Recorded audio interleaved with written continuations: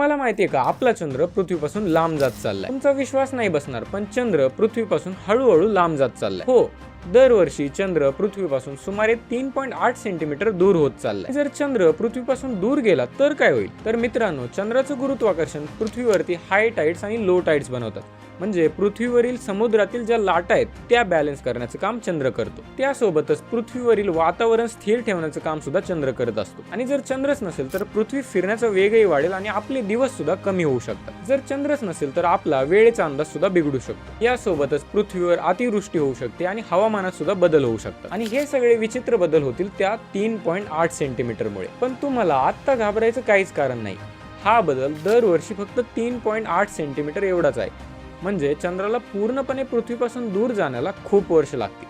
आणि अजून एक गोष्ट तुम्हाला माहिती आहे का, जो ध्रुव तारा आहे, जो आपला पोल स्टार आहे, तो सुद्धा कायम आपला पोल स्टार नव्हता आणि काही दिवसानंतर तो सुद्धा आपल्याला दिसेनासा होणार आहे. पण ते कसं घडेल हे जाणून घ्यायचं असेल तर कमेंट करा आणि अशाच आणखी व्हिडिओसाठी मला फॉलो करा.